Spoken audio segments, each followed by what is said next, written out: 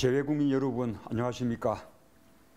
제19대 대통령 후보 기호 1번 문재인입니다. 그 어느 때보다 많은 분들이 재외국민 선거에 등록해 주셨습니다. 나라다운 나라를 만들어야 한다는 간절한 소망이 나라 바깥에서도 이렇게 뜨겁습니다. 진심으로 감사드립니다. 4월 25일부터 30일까지 재외국민 선거가 실시됩니다. 여러분이 거주하는 지역의 재외 공간을 찾아서 저 문재인에게 소중한 한 표 부탁드립니다. 이번 선거는 정권 교체를 선택하느냐, 정권 연장을 선택하느냐 결정하는 선거입니다. 이번 선거는 준비된 대통령을 뽑느냐, 불안한 대통령을 뽑느냐 결정하는 선거입니다. 나라를 나라답게 만들어 주셔야 합니다. 여러분의 투표가 새로운 대한민국을 만듭니다. 720만 해외 동포들이 내 조국은 대한민국이다 자랑스럽게 이야기할 수 있는 정의로운 대한민국, 재외국민 여러분과 함께 만들겠습니다. 감사합니다.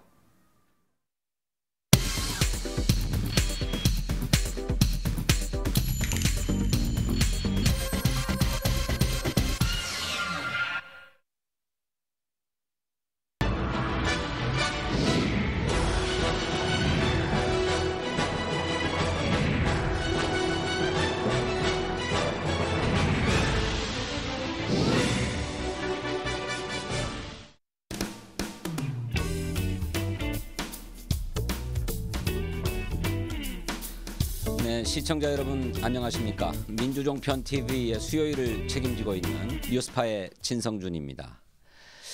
오늘 예정된 방송 시각보다 조금 늦게 시작하게 됐습니다. 마지막까지 우리 김민석 상황본부장님의 출연 소식을 기다리다가 끝내 출연할 수 없게 되었다는 말씀을 듣고 방송을 시작하게 되는 바람에 시간을 어기게 되었습니다. 죄송하게 생각합니다. 앞으로 대통령 선거가 13일 남았습니다. 채 2주가 남지 않은 상황인데요. 어제 진행되었던 JTBC 초청 후보 토론회 때문에 말들이 많습니다. 시끄럽습니다. 하지만 네거티브에 흔들리지 않고 자신의 소신을 믿고 지지하는 후보를 지원해 주시기를 부탁드리겠습니다.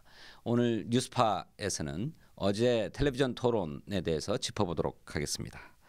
그리고 또 어제부터 재외국민 투표가 시작됐습니다.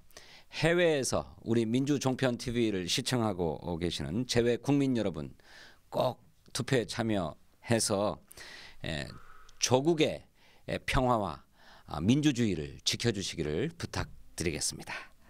자, 이제 시작합니다. 기존 뉴스에 숨어있는 1인치를 찾아내는 뉴스파 지금 시작합니다.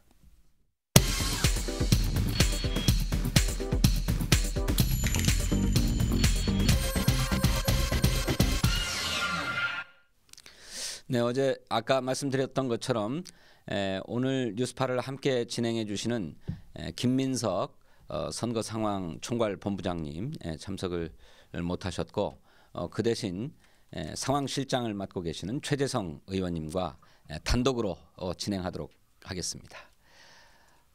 여러분 좀 서운하십니까? 우리 저 바지 사장님의 날카로운 분석과 예측 오늘 당신께서 트위터에 공개했습니다. 대선 결과를 예측해 보겠다라고 하셨는데 그 얘기도 함께 나눠보는 것으로 하겠습니다. 어서 오십시오. 안녕하세요. 네, 안녕하셨습니까? 김민석 본부장님이 안 오셔도 네.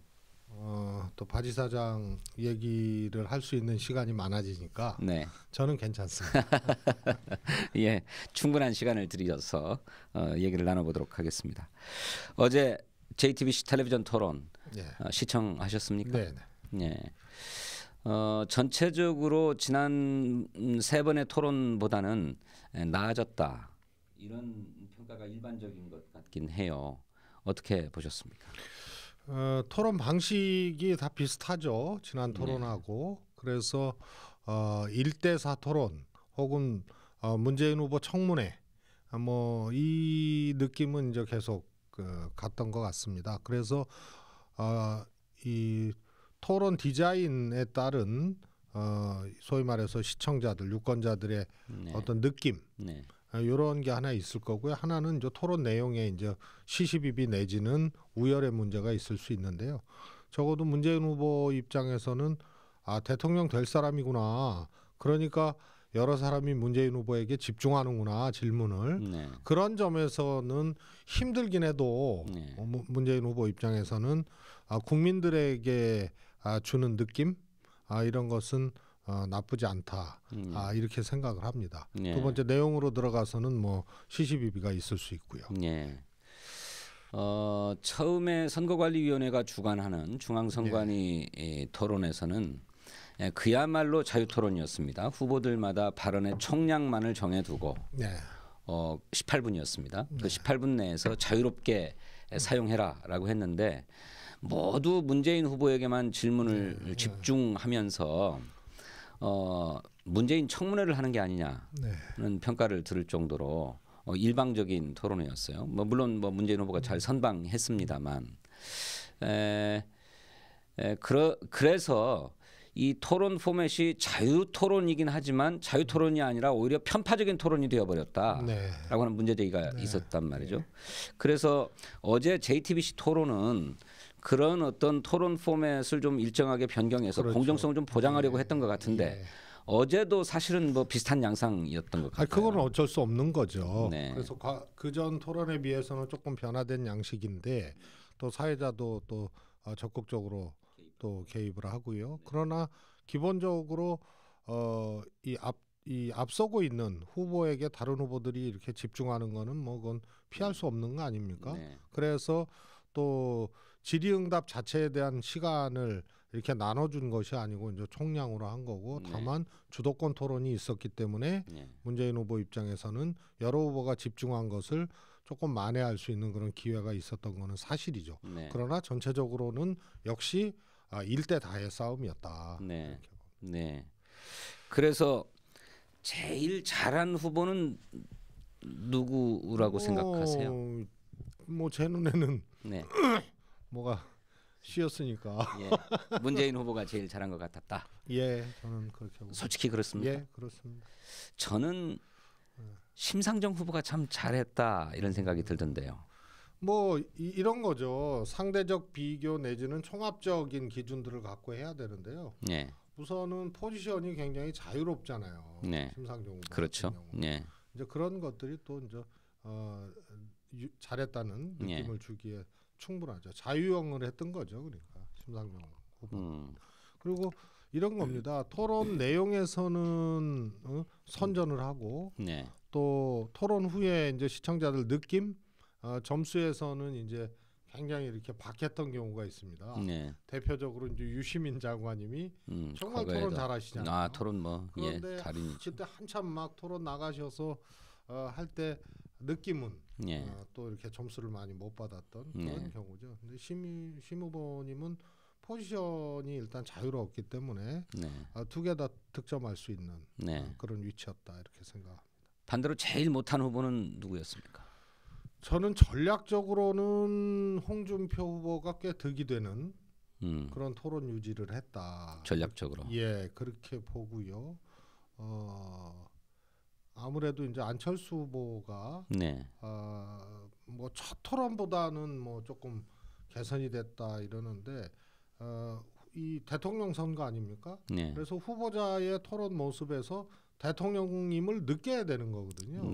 그 가능성을 또 확인할 수 있어야 되고 그런 점에서는 부인 문제를 이 질문 받았을 때나 이럴 때 이제 인상을 찌그리고 또 나를 보자다가 한 일이다 이것을 반복적으로 그 답변을 한 것은 뭐 내용을 떠나서 안철수 후보의 토론하는 모습에서 국가 지도자 내지는 대통령의 모습을 엿볼 수 있었겠느냐. 네. 그런 점에서는 굉장히 손실이 많았다. 그런 거다. 네. 그다음에 홍준표 후보는 전략적으로 전통적인 보수 이슈를 네. 갖고 오면서 구도를 꽤 유리하게 갖고 간 그런 계기가 네. 됐다 이렇게 봅니다. 네. 대체로 그런 것 같습니다. 토론에는 굉장히 무성의하게 임했던 것 같지만 네. 정확하게 자기 지지층을 결집시킬 수 있는 그런 소재들을 발굴해서 던짐으로써 자기 지지층 결집에는 효과를 본 것 같다. 예, 저는 뭐 당락의 대통령 선거 승패의 문제를 떠나서 네. 전략적으로는 성공하고 있는데 네. 이것이 결국은 안철수, 홍준표 후보 두 분 모두에게 네. 선거 자체로는 자승자박이 되고 있다. 네. 그래서 왼쪽 허벅지 살을 떼어서 오른쪽으로 붙이는 거거든요. 그러니까 안철수 후보의 어깨 위에 잠시 갔던 예. 유목민적인 보수, 예. 우리 뉴스파에서 얘기했던 예. 이분들이 어깨에 앉지 못하거나 어깨에 앉았던 분들이 이 다른 허벅지 살로 가는. 네. 그래서 그런 거기 때문에 결국은 기본 구도가 정권 교체를 원하면서 투표장까지 가는 사람 네. 5. 네. 그다음에 소위 이제 구 새누리당 등등 네. 보수 플러스 안철수 후보해서 4. 네. 그다음에 나머지 뭐 우리 심상정 후보 뭐 해서 기타 후보들이 차지하는 걸 5대 4대 1로 본다면 네. 이 4가 지금 단일화가 안 돼 있잖아요. 네. 단일화하기도 어렵고. 네. 그래서 이게 왼쪽 허벅지살, 오른쪽 허벅지살 왔다 갔다 하고 있다. 아랫돌 깨서 윗돌 개는 뭐 예. 이런 거기 때문에 예. 전체적으로 선거에서는 큰 영향은 없다. 네. 그래서 홍준표 후보에게로 보수층들이 이동할 가능성은 선거 초반부터 사실 예견됐던 일 아닙니까? 네. 그 이동할 수 있는 유인 동기들을 네. 홍준표 후보가 잘 던지고 있다. 계속 제공하고 그래서 있다. 제가 뉴스파에서도 새누리당 예. 경선 전에 홍준표 마케팅이 꽤 위력적일 거다. 네. 이렇게 얘기했고 결국 후보가 됐고 한 자릿수 네. 5% 이하에서 지금 10% 중반을 향해서 지금 가고 있는. 네. 그런데 지난 토론과 달리 어제 JTBC 토론에 대해서도 문재인 후보에 대한 토론 소감, 토론 시청 소감은 썩 좋은 것 같진 않아요. 특히 뭐 유승민 후보의 질문에 대해서 네. 우리 저 정책본부장하고 토론하시라라고 얘기했던 것이나 네. 또 뭐 우리 저 홍준표 후보의 아주 억지스러운 주장이 거듭되니까 그런 태도도 보이셨겠습니다만 이보세요라고 이렇게 역정을 내는 모습 이런 것이 좀 실점한 게 아니냐는 지적이 있는데 어떻게 보셨어요? 뭐 역정은 안 냈죠. 역정은 아니었습니까? 그렇죠. 네. 네.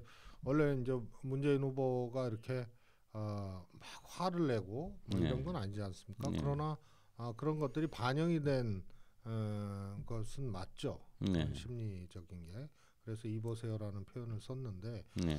글쎄 이보세요라는 표현이 글쎄 그 뭐라 그럴까요? 공적인 자리에서 쓸 수 있는 용어인지는 모르지만 홍준표 후보가 뭐 버릇없이 말이지 그런 이거하고는 좀 다른 거고 예.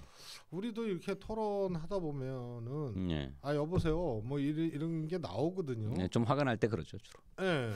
그래서 뭐 그런 정도는 소위 말해서 토론에서 이제 자주 볼 수 있는 예. 그런 거기 때문에 화를 내지 않았대 언어 사용에 대해서만 얘기를 하자면 뭐 특색 있는 건 아니다. 예. 이런 점도 있을 것 같습니다.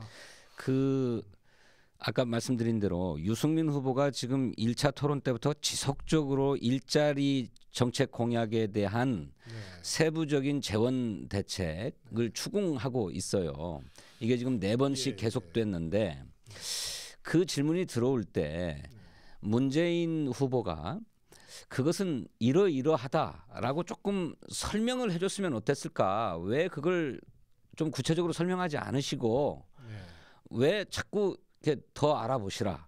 내가 발표했으니 뭐 자료 찾아보시라. 또 이번에는 정책본부장하고 토론하시라. 뭐 이렇게 대답을 하시는가 하는 아쉬움들을 좀 피력하시는 분들이 많이 있거든요. 우선은 이제 제가 보기에도 네. 뭐 다른 바른정당 후보라서가 아니고 유승민 후보의 질문은 매우 사실은 질 낮은 네. 혹은 또 의도적 내지는 심하게 얘기하면 악의적 질문이거든요. 네.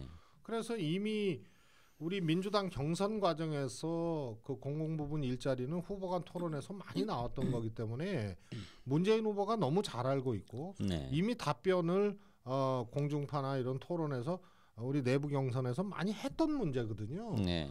그런데 소위 말해서 이제 경제학을 했고 경제 전문가라고 하는 유승민 후보가 네. 그거를 제껴놓고 81만 개에 들어가는 재원을 이 얘기를 하고 이게 가당치도 않다. 이렇게 얘기하니까 그거는 후보자 간의 질문으로 사실 성립되기 어려운 겁니다. 17만 4천 명의 신규 일자리를 문재인 후보는 얘기를 했고 네. 그걸 알고 있는 유승민 후보가 81만 개의 재원으로 턱도 없다고 얘기를 하니까 네.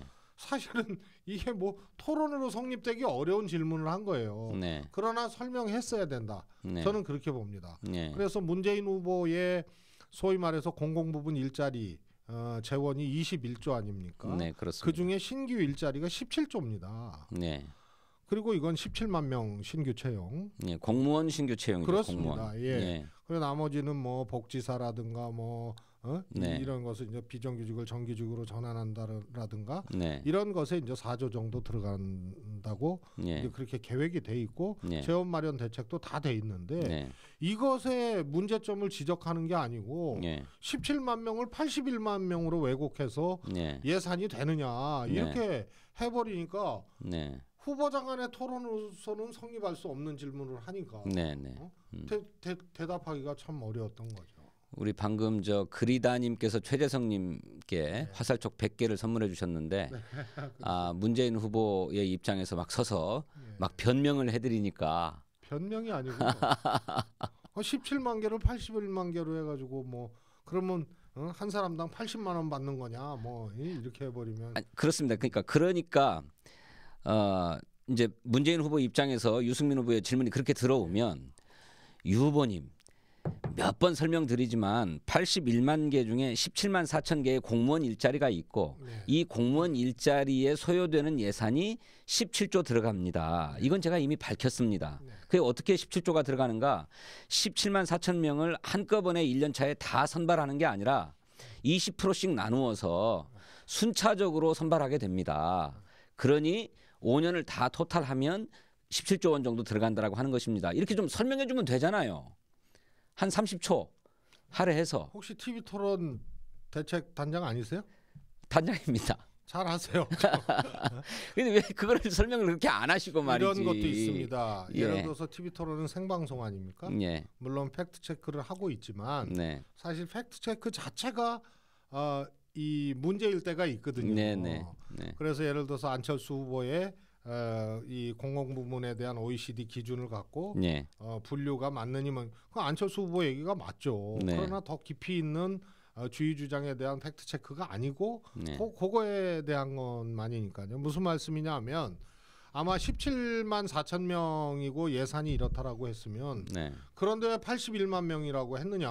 네. 이렇게 유승민 후보가 그 스타일상 말이에요. 그동안 쭉 네. 토론해 온 거 보면 그렇게 또 하면은 81만 명에 대해서 또 설명을 해야 되잖아요. 네.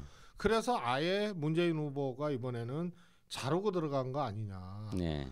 유승민 후보였다면 이 17만 4천 명에 대한 예산은 이렇게 하더라고 문재인 후보가 설명하면 네. 그런데 왜 81만 명 공공부문 일자리 창출하겠다고 했느냐. 네. 그래서 그걸 애당초 제목을 나눠서 설명을 해야지 왜 국민들을 호도하느냐. 네. 이렇게 나오면 또 81만 명의 분류가 어떻고 또 이렇게 가야 되는 거 아닙니까? 네. 그래서 저는 설명하는 게 문 후보께서 설명하는 게 좋았다라고 생각을 하지만 네. 아마 작동은 유승민 후보 토론 스타일에 네. 대비해서 조기에 자르고 들어간 거 아니에요? 말려들지 않기 위해서. 네.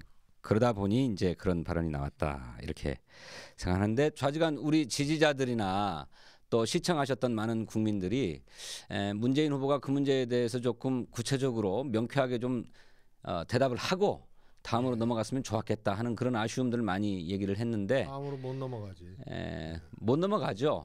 이제 그렇기 때문에 이 자유토론이긴 하지만 발언 총량에 걸려 있다는 것, 상대 후보의 질문에 다 답변을 하자고 들면 정작 당신이 하고 싶은 얘기는 못 한다는 것, 이것 때문에 늘 그런 문제가 발생한다는 것이죠. 정책본부장하고 하세요. 뭐 이런. 네네. 네. 그래서 오늘 정책본부장이 기자들 앞에 직접 나와가지고 공공부문 81만 개 일자리 창출 공약의 재원 문제에 대해서 소상하게 설명을 드렸다 하는 말씀도 아울러서 드리겠습니다. 그 다음에 말이죠. 그 다음에 뜨거운 쟁점이 되고 있는 게 그 동성애 문제예요. 네. 홍준표 후보가 느닷없이 자기 주도권 토론에서 느닷없이 그야말로 군대 내 동성애 문제 정말 심각하다. 이것 때문에 전력이 약화되고 있는데 어떻게 생각하냐 이렇게 물었단 말이죠. 네. 그러자 문재인 후보가 그렇다. 이렇게 답변을 했어요. 네. 이것이 왜 이런 답변이 나왔을까요? 그 어떤 의미일까요? 저는 뭐 토론 방식의 문제도 있다고 생각을 합니다. 네. 그 좀 전에 말씀드렸듯이 토론 시간에 자기 공간, 자기 시간들이 이 부족하고 이런 것이 이제 그동안 토론에서 문재인 후보가 아쉬웠던 점 아닙니까? 네. 그래서 첫 번째 홍준표 후보의 질문에 대해서는 조금 이렇게 아주 굵고 짧게 대답을 했던 것 같고 마지막에는 또 잘 설명을 했다고 생각합니다. 네. 그러니까 군대 내에 동성애에 반대한다, 찬성하지 않는다, 좋아하지 않는다 이렇게 얘기를 했는데 원래 이제 그렇게 표현하는 것이 사실 당사자들 내지는 또 동성애 문제에 대해서 많이 이렇게 고민하고 어떤 사람들 입장에서는 그런 표현법에 대해서 달가워하지 않는 거죠. 그러니까 무슨 동성애 문제가 뭐 찬성 반대 옳고 그름의 문제가 아니다. 그런 입장을 피력할 문제가 아니다라고 하는 것인데요. 저는 어제 그 토론을 보면서 문재인 후보께서 홍준표 후보의 질문을 군대 내에 동성 간 성폭행, 성추행 등 동성 성폭력 이거 계급과 신분을 이용한 거죠. 동성 간 성폭력 문제를 군대 내 동성애라고 하는 문제로 치환시켜서 교묘하게 질문했던 게 아닌가. 그래서 문재인 후보는 군대 내에 동성 간 성폭력 문제에 대해서 반대한다. 그 있을 수 없는 일이다라고 말씀하신 게 아닌가. 저는 그렇게 이해를 했는데요. 예, 저도 그렇게 이해를 했습니다. 그렇게 이해를 했습니까? 왜냐하면 기본적으로 문재인 후보가 소위 말해서 이 한 인격체의 소위 말해서 이제 취향이나 혹은 또 이런 것에 대해서 반대 찬성으로 표현해서 혐오감을 유발하는 혹은 그것에 해당하는 이야기를 하는 것은 온당치 않다는 생각을 이미 뭐 잘 알고 장착하고 계신 분이기 때문에 해서 홍준표 질문 자체가 그거였으니까 그거에 대한 답으로 했는데 앞에 이제 설명을 답변을 하면서 적시하지 않음으로 인해서 받을 수 있는 오해다 이렇게 생각합니다. 그러니까 우리나라에서는 동성애자의 군 입대 문제가 한 번도 제대로 거론돼 본 적이 없어요. 이슈가 아니었습니다. 물론 성전환 수술을 한 사람들, 성전환을 한 분들이 군에 과연 입대해야 되느냐 하는 문제는 있었습니다. 그리고 자기 정체성을 남성으로 보지 않고 여성으로 인식하고 있는 사람들의 군 입대 문제는 어떻게 봐야 되느냐라고 하는 것은 쟁점이 한번 된 바 있었습니다만 동성애자의 입대 문제, 미국처럼 이 문제가 심각한 문제로 제기되거나 한 적이 없었어요. 그래서 오히려 문제는 계급을 이용한 동성 간 성폭행 문제, 성폭력 문제였는데 그걸 군대 내에 동성애 문제로 물어버리니까 문재인 후보는 당연히 그거를 성폭력 문제로 이해했을 수 있다는 거였죠. 그런데 이제 그래서 문재인 후보가 최종적으로 정리하기로는 본인은 동성애자 결혼을 합법화하는 데는 찬성할 수 없지만 동시에 동성애자라고 해서 차별하는 것에 대해서도 반대한다는 얘기를 분명하게 했습니다. 이제 성소수자 입장에서는 뭐 완벽한 입장은 아니라 할지라도 지금 사회적인 상황이나 이런 거를 고려할 때는 그래도 동성애자라고 해서 차별을 받는 것에 대해서는 인정하지 않겠다라고 하는 것을 분명하게 한 것이기 때문에 진일보한 입장이다 이렇게 생각하는데. 원래 그 문재인 후보의 그것은 처음 나온 얘기는 아니죠. 네. 차별의 문제에 대해서는 분명하게 입장을 갖고 계신 거죠. 네. 어저께 질문을 받고 답하는 과정에 상황적인 구성이 네. 미스매치라 그래야 되나요? 그렇죠. 그런 게 있었다. 네. 그러나 이제 그러니까 성소수자들 입장에서는 그것이 하나 이제 찬반의 문제, 또 혐오의 문제, 금기시됐던 이런 문제로 해석을 할 수 있는 거죠. 네, 네. 오랫동안 동성애 문제가 사회적 이슈로 되었고 또 대선 때마다 중요한 이슈로 남았던 미국하고는 다르다라고 하는 상황을 좀 고려해 주시고 문재인 후보가 누구보다도 인권 변호사로서 민주화 운동에도 앞장서고 또 인권 실현을 위해서 앞장섰기 때문에 우리 사회의 사회적 약자 또 소수자들에 대한 인권 의식만큼은 지금 5명의 후보들 가운데 심상정 후보와 함께 가장 뛰어난 분이 아닌가 저희들은 그렇게 생각하고 이 점에 대해서 오해가 없으셨으면 좋겠다 하는 당부의 말씀드립니다. 그리고 또 이제 소위 말해서 고통이나 또 아픔 또 이런 것을 이제 겪고 있는 분들 입장에서는 뭐 또 충분히 이해가 가는 그런 점이 있죠. 그러나 그 문제를 얼토당토하게 제기한 우리 이제 홍준표 후보에게는 아무 항의를 안 하고 왜 문재인 후보에게 그랬을까? 이 문제에 대해서 문재인 후보와 민주당도 잘 생각해 볼 필요가 있다. 뭐 당연히 홍준표 후보한테 가서 막 따져야 될 거 아닙니까? 그렇죠. 더 그런데 격렬하게. 문 후보한테 문제 제기를 하는 이유는 그만큼 첫 번째 유력한 후보고 두 번째 여전히 그들의 문제, 특히 차별의 문제에 있어서 문 후보님이 했던 얘기 또 생각들을 잘 알고 있기 때문에 그 기대감이 있었던 거죠. 그 바람이.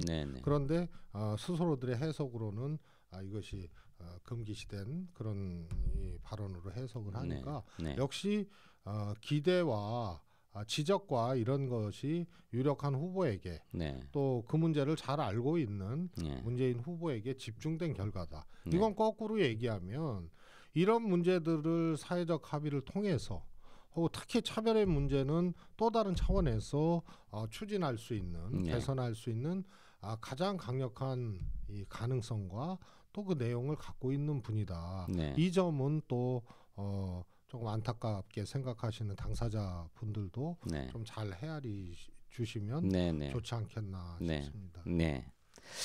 그 다음에 또 하나 제기됐던 문제가 군 가산점 문제입니다.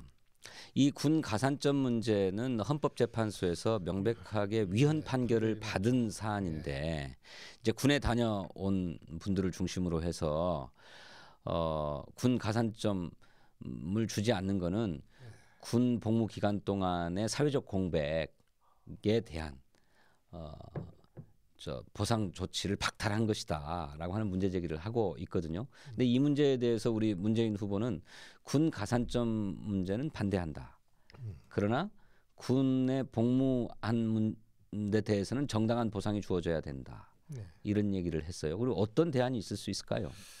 우선은 저는 구조적으로는 뭐 우리 진성진 의원님 뭐 국방위 하시고 그래서 잘 알지만 지금 소위 말해서 징병제가 계속 유지돼야 되느냐 이 문제가 이제 근간에 자리 잡고 있고요. 그래서 본인의 의사와는 무관하게 선택할 수 없는 것이 이제 징병제 아닙니까? 그렇습니다. 그래서 이거에 따른 이제 군대 간 남성들의 소위 말해서 입직 연령이 높아지거나 또 사회적 손실 기간 뭐 이런 것에 대한 보상을 생각하는 것은 또 한 측면에서는 당연한 것이고요.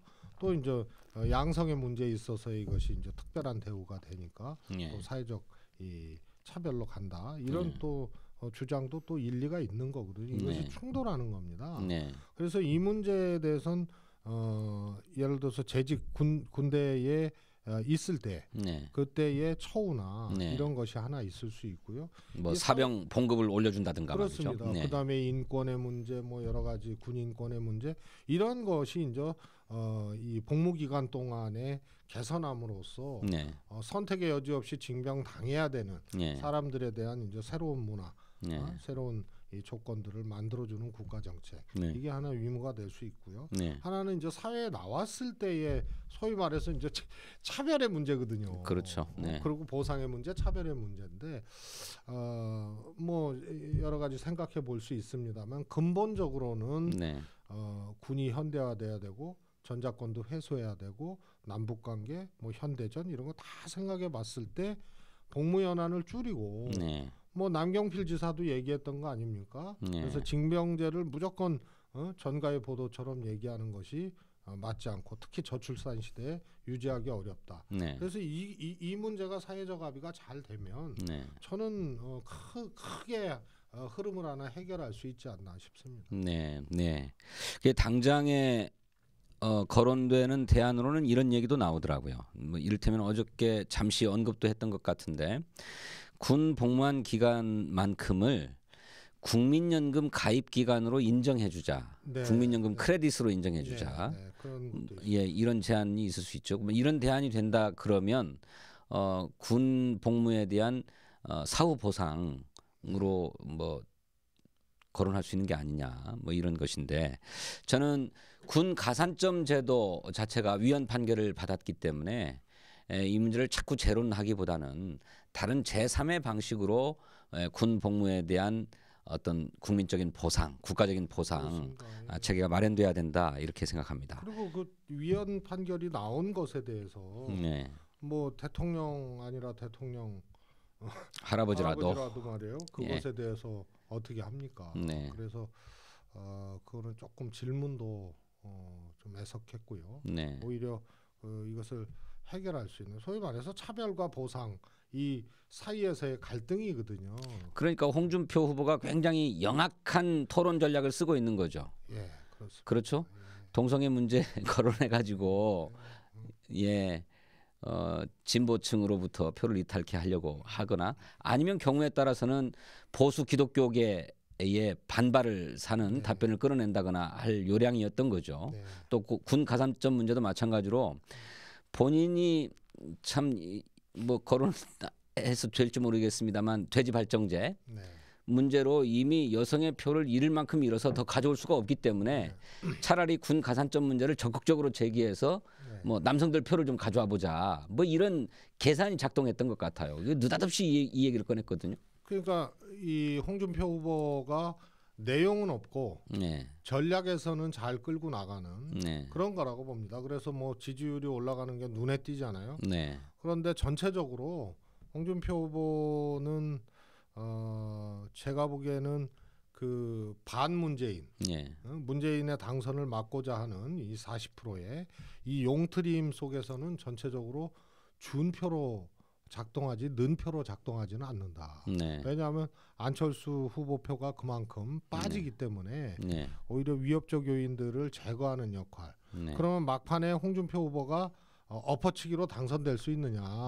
뭐 이 문제에 대해서는 뭐 유권자들 판단이 있을 거기 때문에 전략적으로는 둘 간의 싸움, 안철수 후보와 홍준표 후보의 싸움에서는 조금 흡수할 수 있는 그런 통로를 분명히 토론을 통해서 마련한 거는 뛰어났다. 사실이다. 하지만 전체 구도에서 그것이 40% 내부 리그에서 왔다 갔다 하는 그런 게임을 하고 있기 때문에 대선 이후의 생존 경쟁 뭐 이런 속에서 해석되어질 여지가 꽤 있는 것이죠. 그동안에 전통적으로 선거 전문가들 얘기를 들어보면 텔레비전 토론이 지지율에 미치는 영향이 그렇게 크진 않다. 오히려 지지층의 결속을 강화시키는 효과가 더 크고 네. 지지율 변동에 큰 영향을 못 미치는데 많아야 10% 이내다라고 하는 평가들을 해왔단 말이죠. 그런데 지금 저 텔레비전 토론이 거듭되면서 홍준표 후보의 지지율이 상승하고 있는 것이 느껴지고 또 그보다 더 눈에 띄게는 안철수 후보의 지지율이 급격히 지금 빠지는 하락하는 양상을 보이고 있는데 이거 텔레비전 토론의 영향일까요? 저는 그렇다고 봅니다. 꽤 영향이 있다고 봅니다. 그렇습니까? 예. 네. 말씀드렸다시피 대전제를 우리가 놓쳐서는 안 되는데요. 적어도 박근혜 최순실 국정농단 사태가 네. 표면화되고 국민들이 저항하고 네.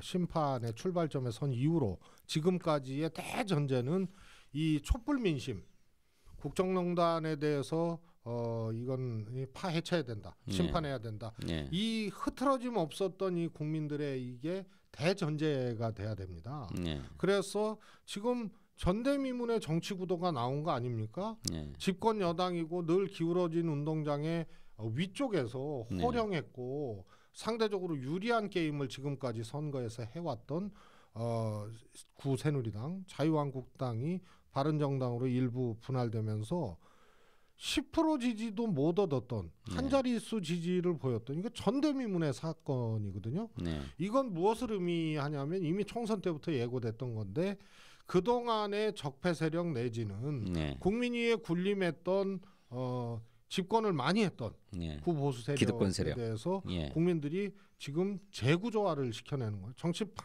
정치권을 다시 짜고 있는 겁니다. 그게 아니라면 늘 선거에서 이겼고 우리가 막 그렇게 바닥마등해도 이기기 어려웠던 상대가 뭐 30% 이런 지지율도 아니고 한 자리 숫자에서 이제 겨우 두 자리 숫자로 간 거란 말입니다. 그래서 이거는 국민이 직접 주도하는 정치의 재구조화다. 그 전제는 촛불 민심과 국정농단 세력에 대한 심판이 있다. 이렇게 봐야 되는 겁니다. 그래서 제가 보기에는 그 보수 유명무인이 대량 발생을 했고 이게 반기문, 황교안, 또 뭐 일부 안희정, 그다음에 여기까지 간 거 아닙니까? 안철수까지. 그러나 이것은 가슴에 들어가는 표가 아니고 어깨 위에 잠시 앉았던 표기 때문에 충분히 홍준표 후보가 뺏어 올 수 있는 표다. 그래서 그것은 조그만한 흠결, 이 보수 유명민들이 마음에 안 들어 하는 어떤 행동이나 행위 이런 것들이 나왔을 땐 언제든지 옮겨 탈 수 있는 거죠. 그래서 안철수 후보의 TV 토론 태도나 내용이 보수 유목민들에게는 야 우리가 문재인 싫고 어떻게든 좀 해보려고 이 양자를 좀 선택을 하려고 그랬는데 이 도저히 양자가 이게 믿을 수 없구나. 감이 아니구나. 감이 아니구나 해서 그러느니 집을 선택하겠다. 집이라는 것은 보수적 통은 그래도 구새누리당, 자유한국당이라고 보고 권리 유입되고 있는 거죠. 그러면 그동안의 유목 생활을 청산하고 집으로 돌아오는 저는 겁니까? 상당수가 그렇게 가서 결국은 단일화가 안 된다면 5대4 구도가 5대2대2 구도로 가거나 그들 사이에 골든크로스가 일어날 가능성이 있다고 봅니다. 골든크로스까지 그들 사이에. 예를 들어서 오늘 조사 그러니까 안철수와 홍준표의 지지율이 엇갈린다. 그렇습니다. 딱 붙었다가 엇갈린다 이 말씀이시잖아요. 오늘 안철수 후보가 22%고요. 홍준표 후보가 13% 아닙니까? 그럼 9% 차이 아닙니까? 그렇습니다. 5%만 올라가면 골든크로스가 일어나는 거죠. 근데 지금 추세로는 홍준표 후보가 TK에서 1등한 거 아닙니까? 그리고 두 자릿수 지난주에 딱 들어가서 지난주 말이죠. 그래서 이번 주에 이제 13% 14% 친단 말이에요. 그래서 5% 더 올라가면 골든크로스 일어나고 둘은 뭐냐? 20대 20이 되는 거죠. 그러나 선거는 아직 많이 남았습니다. 그렇죠. 한 13일 남았고 텔레비전 토론이 앞으로 2번 더 남아 있습니다. 그리고 경우에 따라서는 한 번 더 뭐 생길 수도 있죠. 텔레비전 토론이. 그런데 현재까지는 확정되어 있는 것은 2개의 토론이 남아 있는데 이 지금까지 4번의 토론을 경과해 오면서 안철수 후보의 자질과 능력이 입증되면서 지지율이 빠지기 시작했고 그 보수 유목민들의 홍준표에게 다시 돌아가고 있어서 앞으로도 얼마든지 변동 가능성이 크다. 그런데 문재인 후보는 토론회가 계속되었지만 지지율을 기본적으로 유지하고 있거나 조금 상승하고 있는 모양새. 아주 뭐 큰 차이는 아닙니다만 소폭으로 상승하는 이런 강보합세를 유지하고 있기 때문에 이 구도가 굳어질 거다. 이렇게 보시네요. 큰 변수가 없다면. 그렇습니다. 말씀하셨다시피 TV 토론을 통해서 지지율이 올라가거나 득점하는 것은 뭐 거의 없습니다. 그런데 실점은 하죠. 지지율이 내려갈 수는 있죠. 그렇죠. 안철수 후보가 지지율이 내려간 거거든요. 그럼 홍준표 후보는 득점이냐? 그게 아니고 옛날에 원래 가지고 있던 미천을 회수하는 과정이다. 그래서 이거를 꼭 득점이라 하면 자기의 전통적인 지지층 외에 중도층이라든가 부동층이라든가 이런 분들을 득점하는 계기로 TV 토론이 작동을 함을 의미하는데 지금 홍준표 의원의 경우에는 득점 플러스 알파보다는 본전을 조금 이렇게 일부 찾는 그런 과정이기 때문에 역시 TV 토론을 통해서 새로운 알파가 생기지는 않는다라는 것은 여전히 유효한 해석이다 이렇게 보고 있습니다. 여전히 텔레비전 토론이 큰 위력을 발휘할 것이다라고 하는 것이고 여전히 변동의 여지가 크다.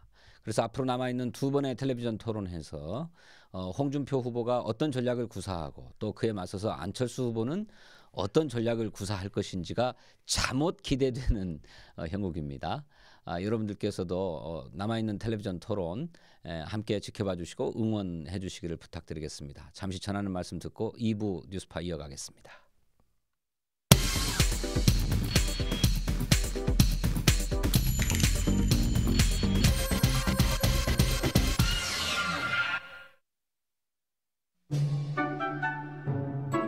사람들이 우리 프로그램에 시청자가 너무 없다고 해도 아주 일부가 우리 프로그램이 허접하다고 해도 우리는 정권 교체를 위해 오늘도 편파 방송을 합니다. 우리는 편파다. 멀리 보고 길게 가겠습니다. 아수라 발발타. 원하는 대로 이루어지리라. 비록 현역 의원이 아니더라도 오늘도 정권 교체를 위해 편파 방송을 합니다. 우리는 편파다. 멀리 보고 길게 가겠습니다.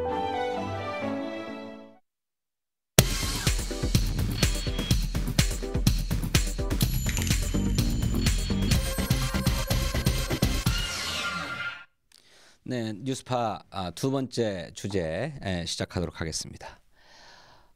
대선의 마지막 변수가 될 것이다 라고 했던 그 변수가 마침내 수면 위로 올라왔습니다.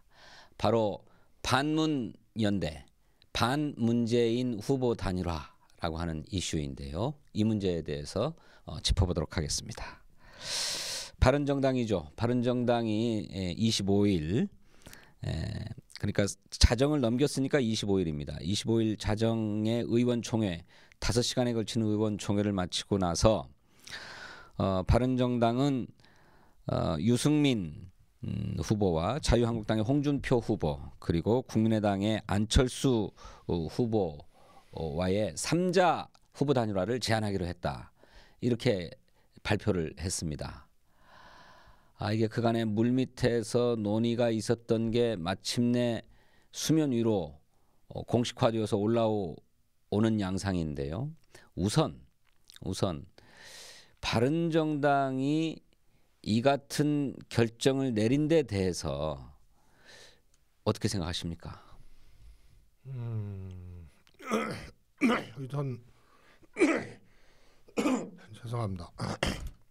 후보의 생각, 유승민 후보의 생각하고 조금 온도 차이가 나는 거죠. 네. 그래서 결정된 내용 자체를 보면 그렇게 확실하다고 읽혀지지가 않습니다. 네. 그래서 하나의 그 우리도 당 어려울 때 네. 무슨 결정할 때 소위 말해서 봉합적 그 결정 같은 게 있지 않습니까? 그렇죠. 그래서 김무성 의원을 비롯해서 단일화에 대해서 강한 드라이브 걸면서 유승민 후보의 사실상의 힘을 빼는 네. 그런 결과를 초래하는 이런 주의 주장을 하는 분들이 있는 반면에 후보는 완주하지 않으면 안 되는 또 운명이 있거든요. 네. 그래서 이것에 대한 하나의 봉합적 귀결이다 이렇게 보고 있고요. 아 그렇습니까? 예. 네. 그래서 실제로 그것이 이루어질 수 있느냐의 문제에서는 네. 훨씬 더 계산이 복잡하고 네.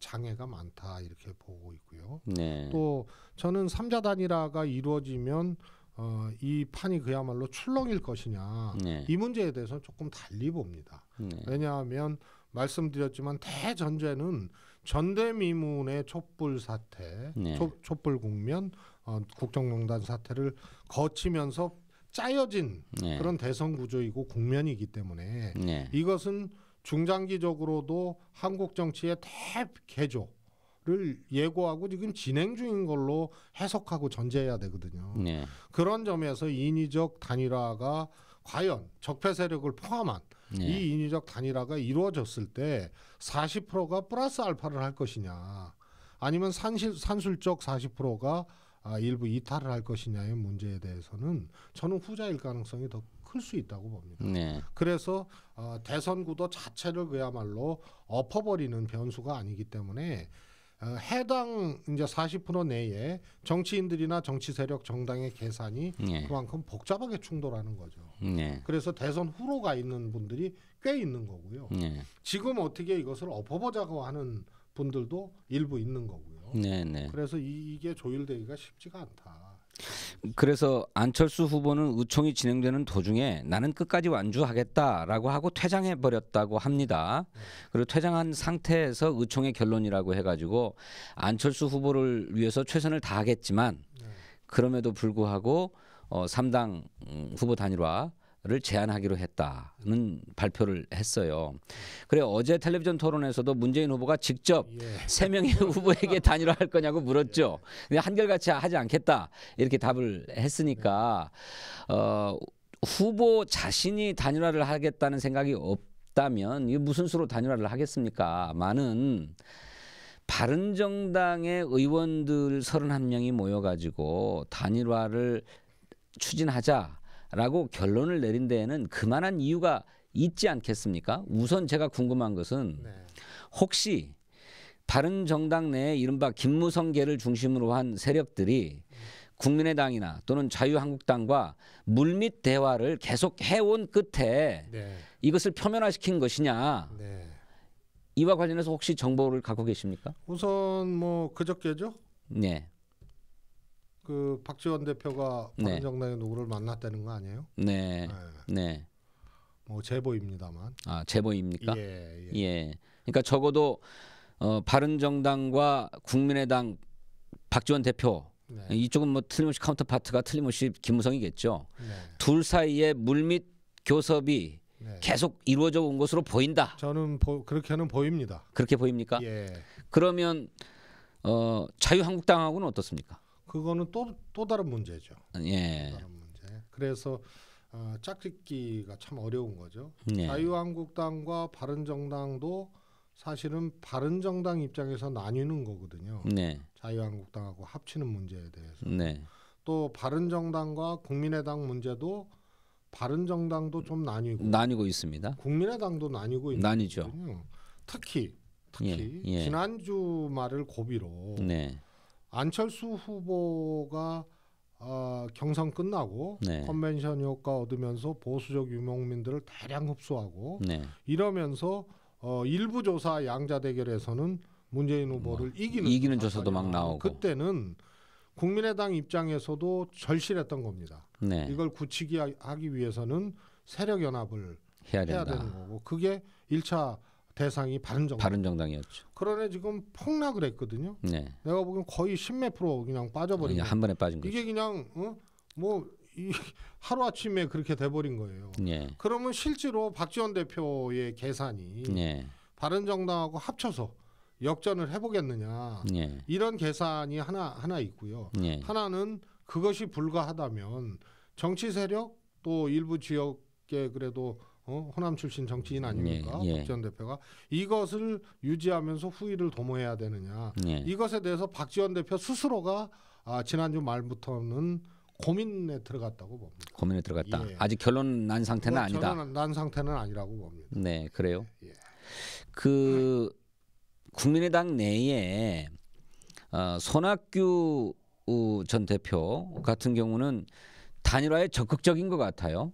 그런데 최근에 안철수가 지지율이 막 빠지면서 위기의식을 느껴서 물밑에서 조용히 돕고 있었던 김한길 전 대표에게 다시 전면에 나서달라고 해가지고 김한길 대표가 나서겠다고 했다는데 이분은 또 아니다. 합치면 안 된다. 단일화하면 안 된다. 이런 입장이라고 합니다. 그게 이런 거죠. 성사되기 어려운 단일화 문제를 하자고 해서 낭패를 보게 되면 지지율이 더 떨어지게 되어 있습니다. 네, 그렇죠. 그리고 지금 시점이 대선에서 역전을 시켜서 당선되느냐. 하나는 잘 지는 방법을 택하느냐. 잘 지는 방법이라는 것은 세력으로서 존재하고 영향력을 유지하는 거죠. 그렇죠. 그리고 그 전에 뉴스파에서 말씀드렸다시피 또 지방선거, 다음 지방선거에 개헌 수요라는 게 있거든요. 그래서 이것이 되든 안 되든 문재인 후보는 국민투표 하겠다고 했지만요. 이 개헌 정국에서 국민의당이 가질 수 있는 에너지, 파워들이 있다고 보는 겁니다. 그래서 되지도 않을 거 섣불리 얘기해서 결렬이 돼서 지지율이 떨어지는 거. 이 정도는 김한길 게이머가 읽을 수가 있는 거죠. 그래서 그거 안 된다라고 외형적으로 일단 해놓는 거고. 그다음에 실제로 물밑 접촉은 뭐 하겠지만 할 수 있겠지만 이것이 성사되는 것이 꼭 좋으냐. 이 문제는 또 별도로 또 계산을 하고 있을 겁니다. 그건 국민의당의 계산이고 바른정당은 도대체 어떤 계산이 있길래 자기 손으로 뽑은 후보를 사퇴시키고 우리는 안 그랬습니까? 노무현 대통령 후보 사퇴하라고 그러고 말이에요. 네. 그랬지 않습니까? 그랬죠. 2012년에 후보는 아니지만 당대표 물러나라 그래서 물러났고 뭐 그런 거 아닙니까? 그러니까 그들의 계산은 뭐예요? 그래서 이것도 뉴스파에서 쭉 역대 뉴스파 방송본을 좀 보십시오. 바른정당은 흩어질 것이다. 처음에 창당했을 때 그때 김민석 본부장님하고 저하고 공통된 의견이었습니다. 그거는 보수의 적통이 결국은 새누리당으로 간다. 자유당으로 간다. 그러면 여기서 선택지가 크게는 수도권에서 계속 정치할 사람은 국민의당과의 협업 내지는 이 관계를 중요시할 거고 TK를 기반으로 하는 유승민 후보 등은 국민의당하고 이것은 이후 정치가 없다고 생각을 하는 거고 그래서 남경필 지사는 국민의당하고 매우 우호적이고 해야 된다고 생각을 했던 거고 유승민 후보는 잘랐던 거 아닙니까? 그게 단지 두 분만 그런 것이 아니고 이 바른정당 내의 구성원들이 자기의 처지와 조건에 따라서 지금 주판알이 달리 튕겨지고 있는 겁니다. 본인 각자의 정치적 생존을 위해서 그러는 것이다 이런 말씀이네요. 그래서 부산에서도 뭐 시의원이 다시 자유당으로 회귀하고 아마 바른정당에서도 그러고 싶어하는 의원들이 꽤 있을 것입니다. 그러겠죠. 그러나 김무성 의원 등등은 뭐 또 김무성 의원 주변에 있는 분들은 새누리당은 죽어도 자유한국당은 죽어도 안 가려고 하고 그러니까 바른정당의 우호적인 거고 그런 겁니다. 또 국민의당은 박지원과 또 다른 분들의 계산이 또 다른 거고 이 정도 퍼즐을 풀고 액션해서 대선판을 뒤집어 버릴 정도면 사실은 저 정도로 안 놀죠. 그러면 결국 후보 단일화는 실패할 것이고 실패하면 바른정당은 깨질 것이다.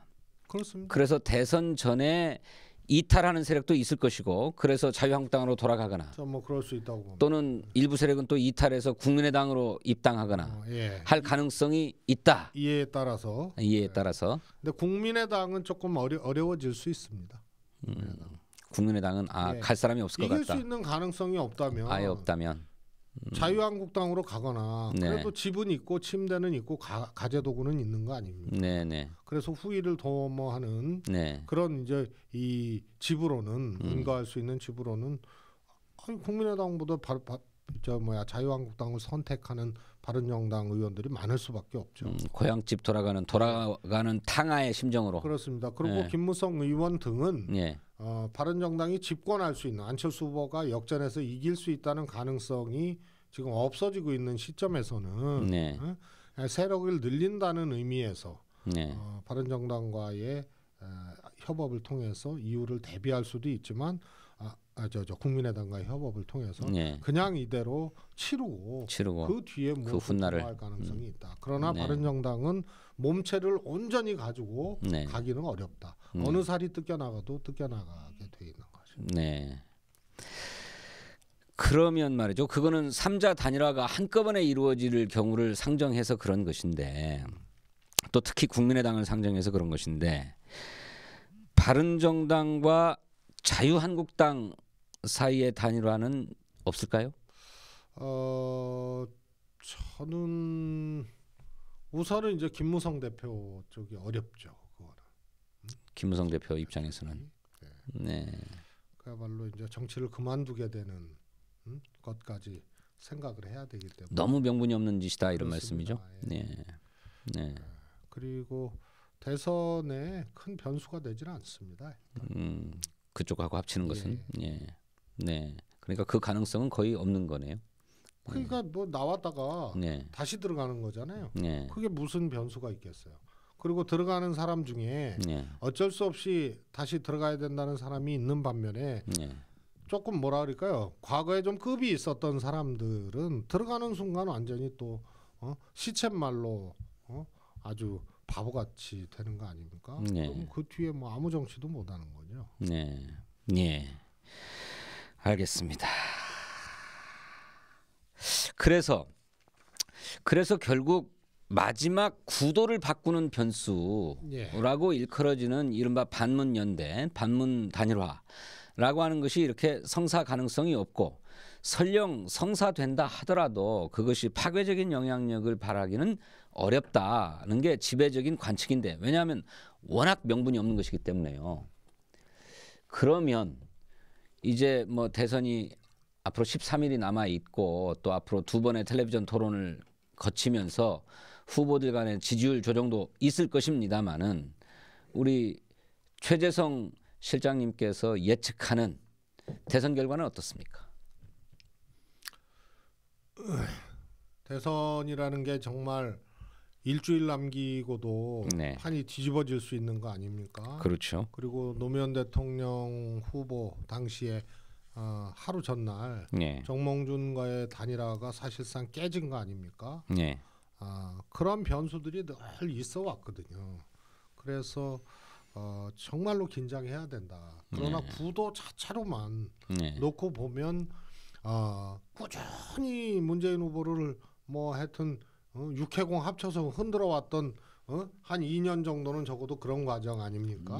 또 대세론이 오랫동안 이렇게 유지가 되면서 별 공격을 다 받고 그런데 국민들이 이번에는 그냥 소 팔고 논 팔아서 정권 교체하겠다.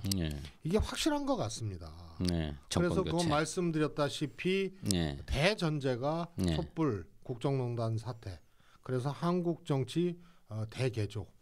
이것이 진행이 되고 있는 상황이기 때문에 그래서 인위적 변수가 작동을 안 하는 겁니다. 그게 누누이 얘기했던 개헌을 통한 제3지대 작동 안 했고요. 뭐 탈당 뭐 이런 거 작동 안 했고요. 그래서 또 뭐 안보론 가짜 안보 색깔론 이번에는 오히려 거꾸로 된 거 아닙니까? 그렇죠. 오히려 빠져버렸죠. 거기 올라타려다가 안철수 망했죠. 그래서 국민들이 큰 전제를 한 번도 흐트러뜨린 적이 없어서 제가 그 전에 말씀드렸지만 그 두더지 게임 하는데 이렇게 올라오면 망치로 이렇게 때리는 이것을 빈틈없이 지금까지 해오셨기 때문에 저는 인위적인 그런 정치적 시도는 성공하기 어렵다. 그렇게 봅니다. 그렇게 된다면 정권 교체를 원하는 분들이 다수 아닙니까? 네. 그중에 투표장 나오는 분들도 그렇지 않은 분들보다 한 명이라도 더 나올 거고요. 네. 문재인 싫고 야당은 싫은데 네. 지금 박근혜 뭐 이런 거 거치면서 이 사건 거치면서 막 스스로들이 이제 자괴감을 느낀 네. 그런 유권자들이 아무래도 투표장에 덜 나오는 거고 그래서 5대 4대 1 구조라는 건데 네. 이 4가 합쳐져도 5대 4면 얼마입니까? 예를 들어서 투표율 70% 잡으면 70%만 나올까요? 한 80% 되지 않을까요? 80%면 더 격차가 커집니다. 네. 80%면은 4,300만에 80%니까 3,8에 24, 4,8에 30, 한 3,400만이 나오는 거거든요. 예. 어마어마하게 나오는 거죠. 그렇죠. 그 중에 5면 1,700만이 넘습니다. 예.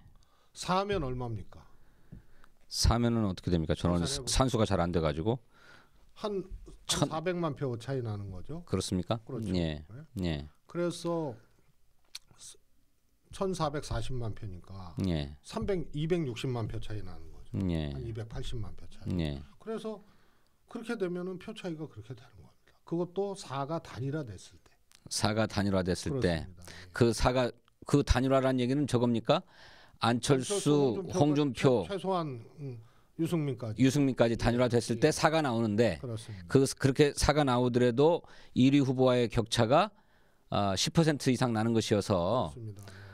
그렇게 보면 한 340만 표. 아니요. 80%로 잡을 때 표에 1,440이니까 260만 표 정도. 260만 표 정도 차이가 날 것이다. 그게 예측입니까? 그런데 그 4가 단일화가 안 되잖아요. 그래서 전대미문의 사건이 일어날 수도 있죠. 그러니까 차이가 나올 수 최소 240만 표 이상의 차이가 날 것이다. 경우에 따라서는 한 500만 표. 단일화가 끝내 안 되고 말면요. 500만 표 차이가 난다. 그런데 여기서 주목할 것이 또 하나 포인트가 이명박 후보와 정동영 후보가 붙었을 때 2007년도 대선이죠. 그때 530만 표 차이 났잖아요. 그렇습니다. 근데 투표율이 60% 중반대. 60% 중반대였죠. 그런데 지금 80%라고 얘기하셨잖아요. 예. 그러면은 만약에 실제로 80%가 됐다. 그럼 한 16% 정도 늘어나는 거 있잖아요. 이게 야당 쪽이 많겠습니까? 여당 쪽이 많겠습니까? 당연히 야당 쪽이 많은 거 아니에요. 이게 플러스 알파로 또 작동하는 거.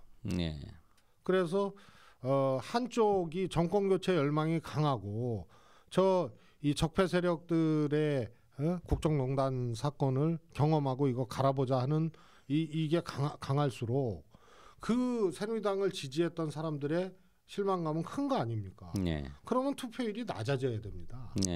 왜냐하면 야당은 많이 나가고 구여당은 조금 나가니까. 그래서 MB와 정동영 표 차이는 많이 났지만 투표율이 떨어진 거죠. 가장 낮았지 않습니까? 그런데 이번에 투표율이 높을 가능성이 좀 있습니다. 그렇습니다. 그러면 이게 문재인 후보에게 플러스 알파로 작용하는 겁니다.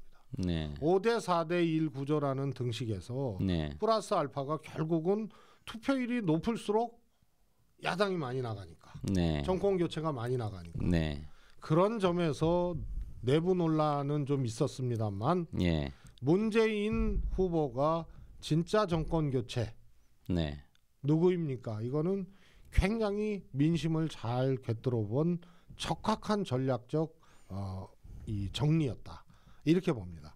통합론도 있었잖아요. 이제 본선은 통합으로 가야 된다. 뭐 통합은 뭐 얘기도 하시지만 그래도 관통하는 것으로 진짜 정권 교체. 누가 정권 교체의 적임자냐. 이것은 정말 적확한 얘기였다. 이렇게 생각합니다. 자, 여러분 잘 들으셨습니까? 최재성 의원께서 이번 대선을 예측했는데 대선 예측의 공식이 있었습니다. 이번 선거의 구도를 기본적으로 5대 4대 1의 구도로 본다. 이때 4는 반문 연대, 반문 단일화의 규모다. 그래서 이른바 마지막에 반문 단일화가 성사되면 5대 4대 1의 구도로 선거가 치러지는 것이고 그렇게 되면 최소 240만 표 이상의 격차를 보일 것이다. 반면에 이 단일화가 결국 결렬되어 버리고 말면 실제로 그럴 가능성이 매우 높은데 거의 뭐 99% 아니겠습니까? 단일화가 결렬되고 나면 이 사가 둘로 나뉘어지는 것이기 때문에 그때는 530만 표 차이 이상의 격차도 볼 수 있겠다라고 하는 예측입니다. 뭐 아직 이른 감은 있으나 이르다고 스스로 조금 유보하시는데 여러분 믿어지십니까? 그런데 이제 변수들이 지독한 네거티브와 또 이런 변수들이 있는 거거든요. 점쟁이 특유의 유보시네. 아닙니다. 저는 원래 지독한 네거티브가 하나 남아 있다 아직. 아니 계속 네거티브로 일관을 하고 있습니다. 그래서 이것을 잘 방어하고 긴장의 끈을 늦추지 말아야 된다. 그래서 저는 이긴다. 또 이겨야 한다. 그러나 그 표 차이는 중요하지 않다. 그러나 훨씬 더 많이 날 수도 있다. 그거는 우리가 긴장을 늦추지 않았을 때. 그다음에 더 중요한 것은 여소야대가 되는 거 아닙니까? 거꾸로. 지금은 자유한국당이 뭐 누가 집권하든 그렇죠. 때문에 그러나 지금 누가 집권해도 여소야대이기 때문에 여기서 국정 운영의 동력, 그 다음에 구학청산, 새로운 대한민국을 만들기 위한 이 동력을 만들기 위한 그 출발점이 압도적인 표 차이다. 이것은 한 표 차이로라도 이겨야 된다보다 오히려 더 절실한 거 아닙니까? 그렇습니다. 많이 이겨서 새로운 대한민국 만들자. 개혁하려면. 그래서 표 차이에 불문하고 우리는 긴장하고 뛰어야 된다. 우리 최재성 의원님 당부의 말씀까지 잘 들어봤습니다. 여러분 마지막 남은 변수 아까 우리가 선거 공학자들이 얘기하는 마지막 변수가 수면 위로 올랐다라고 얘기했습니다만 그 후보 단일화, 반문 단일화라고 하는 변수는 변수가 못 될 것이다. 실패하고 말 것이다 라고 하는 예측을 했고요. 오히려 우리에게 남아있는 변수라면 지독한 네거티브다. 앞으로 저들은 수단과 방법을 가리지 않고 문재인의 흠결을 찾아내서 긁어댈 것입니다. 이 지독한 네거티브에 속지 않아야 한다는 당부 말씀과 더불어서 그것만 잘 지켜서 방어해내면 압도적인 표차로 승리할 수 있고 그것이 새로운 대한민국 건설의 동력이 될 것이다 라고 하는 당부의 말씀까지 드리겠습니다. 저는 오늘 저 게시판을 수시로 본다고 봤습니다만 소개해드리지 못해서 죄송합니다. 문지기, 가을 하늘, 그다음에 뽀라고 읽어야 됩니까? PPO, 또 둥근 마음, 압도적, 또 MPM이라고 하는 분들께서 화살촉 많이 쏘아주셨어요. 저는 뉴스파 한 후에 처음으로 봤는데 화살표 200개 달림 촉이 있더라고요. 그래? 네, 달촉 새로 생겼다고 합니다. 달촉 200개 오늘 처음 봤습니다. 보내주셔서 감사합니다. 오늘 민족편 TV의 뉴스파 어떻게 보셨습니까? 선거에 많은 변수가 있고 또 그 변수가 스스로 만들어내는 변수도 있을 수 있고 또 당하는 변수도 있을 수 있습니다. 마지막까지 긴장의 끈을 놓지 않고 한 표라도 더 잡아서 압도적인 승리를 이룩해 나가자 하는 당부의 말씀 또 저 스스로의 다짐의 말씀을 드리면서 오늘 뉴스파 마치도록 하겠습니다. 시청해 주신 여러분 감사합니다.